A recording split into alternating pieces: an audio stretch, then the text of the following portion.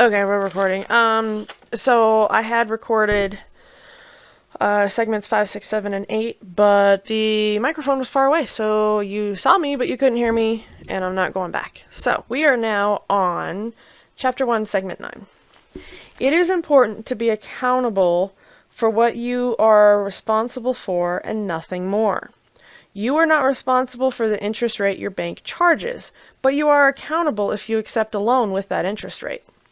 You are not responsible if your spouse overspends this month, but you are accountable if you use your money to cover the extra bill and enable their poor money habits. You are not responsible if your parents were toxic and abusive, but you are accountable for seeking therapy and healing so that you don't abuse others. There is a saying, it's not what you look at, it's what you see that matters. When you find yourself in a react state, first become aware of it. Second, ponder what you are not responsible for. Did your insurance change their policy so now you have a much higher deductible? As well as what you are accountable for. Pay the new amount or go to collections. The world is unfair. We all know this, so why waste your life bitching about it? It makes no sense to complain about the sunlight every single day. It's still going to rise again tomorrow. There are countless things that you are not responsible for. Identify them and release the urge to dwell on them. Instead, focus on the few actions you are accountable for and give them your best efforts. I'm thinking I might name this Take Accountability. We'll see. This can be especially challenging for individuals who associate self-accountability with pain. Taking accountability is a very popular money trigger. We have all witnessed someone lie about the real cost of their purchase or exaggerate how well they are doing. Perhaps you have even caught yourself trying to impress a date or evade the judgmental stare of a family member. While our brain is wired to avoid pain and seek pleasure, it is so much easier to do that when you are accountable all the time for what you are responsible for. You don't have to memorize lies. You get to learn lessons genuinely. Those around you know where you stand with them, so trust is higher, and it becomes clearer to you what's going on around you. You are not responsible if your credit card charged you a late fee, but you are accountable for admitting you forgot the due date and setting up autopay. You are not responsible for gas prices rising, but you are accountable for filling your friend's car up after you borrow it. Once you identify what you are responsible for and holding yourself accountable, you will notice areas beyond money getting better in your life. The only people who discourage others from being held accountable are individuals avoiding the consequences of their own actions. And those are not the people who will help you attain lifelong sustainable financial freedom. If you want people of quality in your life, then you must first become a person of quality, and that starts with self-accountability. I'm just going to say self-accountability. Self-accountability. Self-accountability. Self-accountability. The vocabulary you use towards yourself is very important. I suggest you learn to do away with pointless words such as good, bad, right, wrong. These words really have no place in self-accountability because their very nature forces one to go to a react state of mind. Self-accountability is a wisdom state of mind, devoid of emotion. Instead of saying to yourself, I hate myself for eating out again, I'm so bad at this, try saying, I have observed that I eat out when I'm tired or stressed. I'd like to improve on this. It's an acquired skill, I know. A lifelong skill that will serve you well and bring healthier results. You are learning and trying new ways of existing. Will trigger you. You are learning and trying new ways of existing will trigger you into the react state of mind. That's okay. In fact, at first, that's exactly what you want. What money triggers switch you. When you know. When you understand. Understand.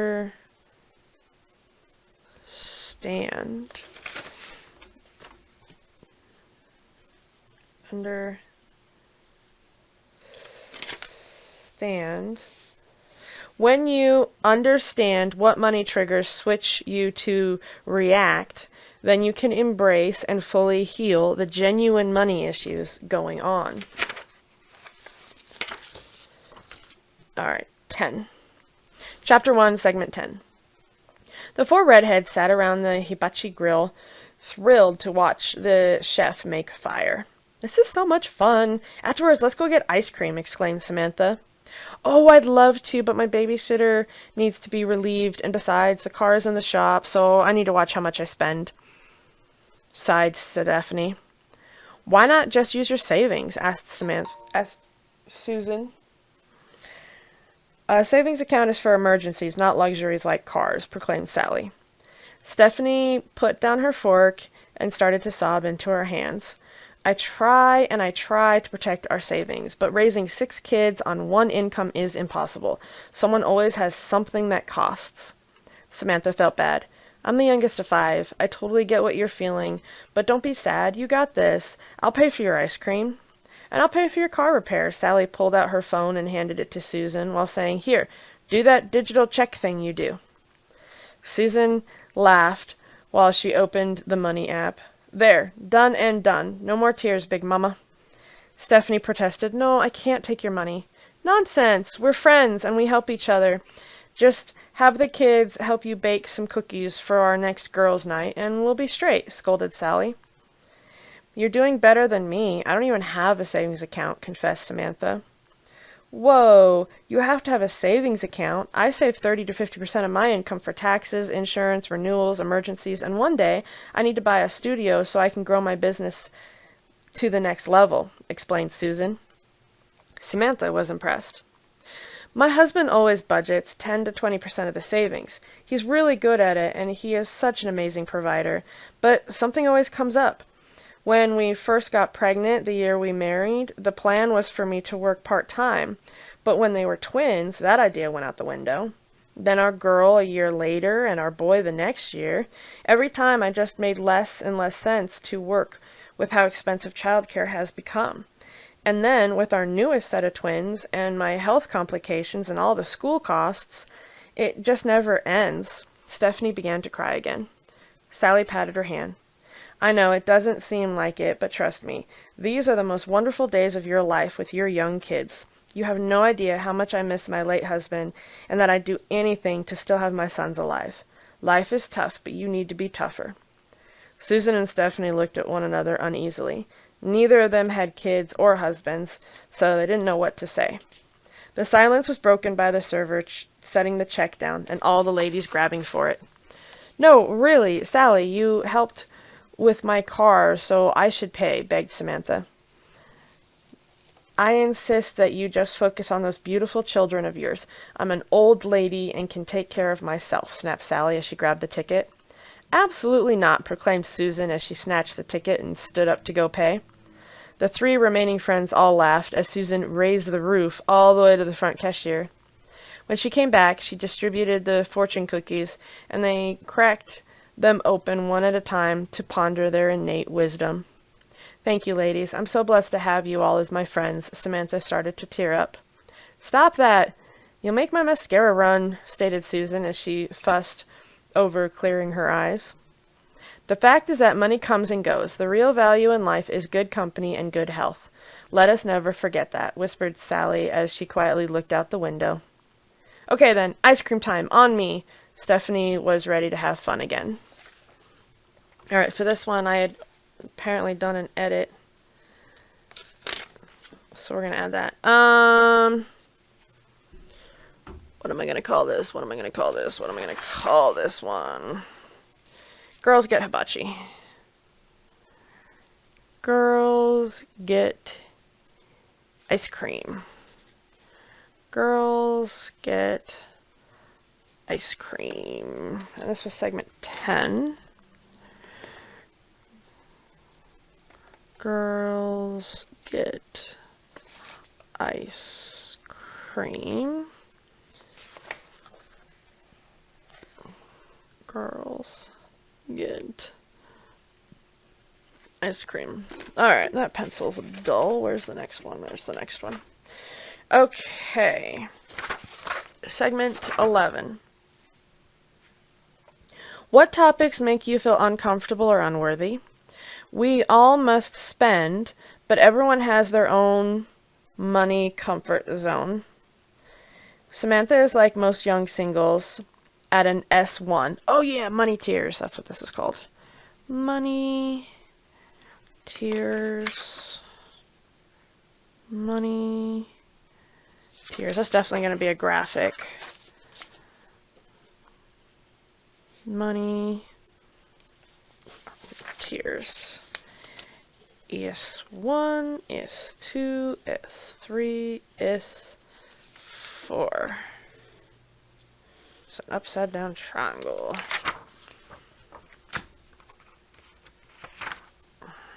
Alright, that's not actually accurate. Let me grab. There we go. That's much better. That is much better. An actual sharpened pencil.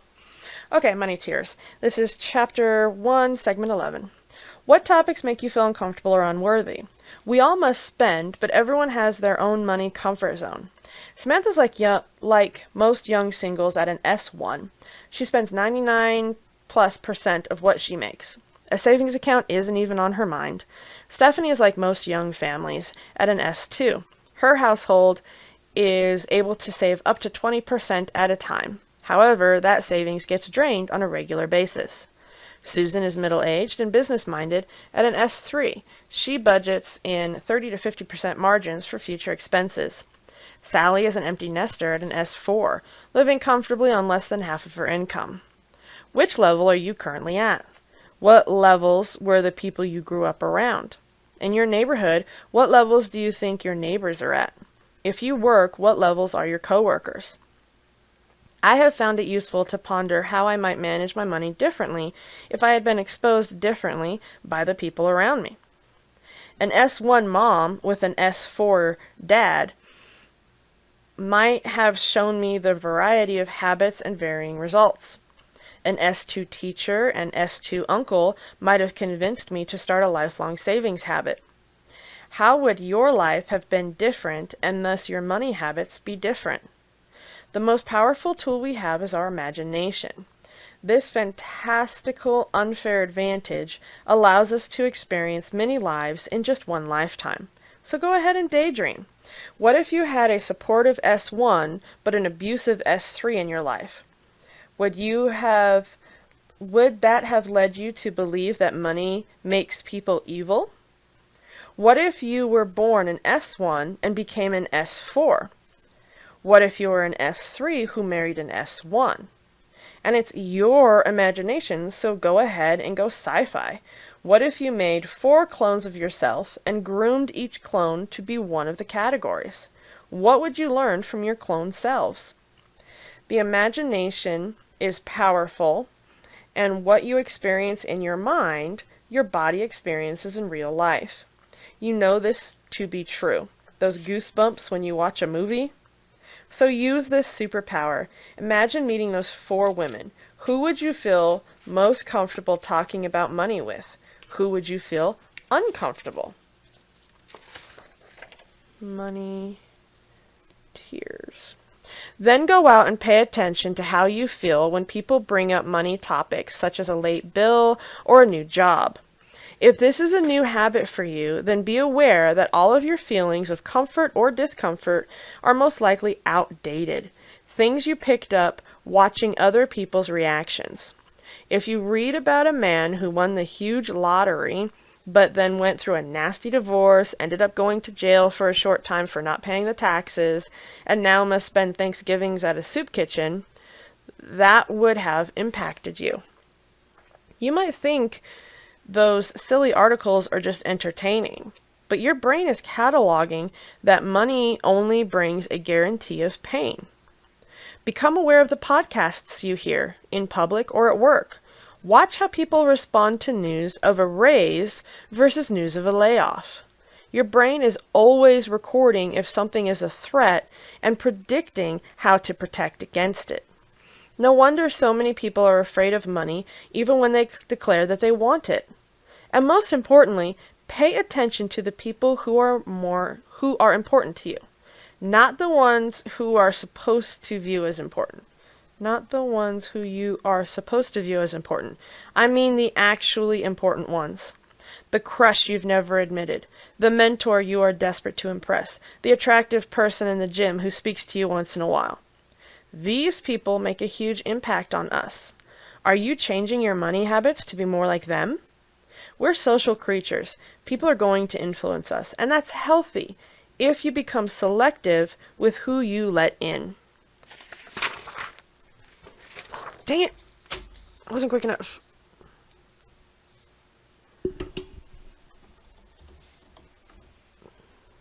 Come on.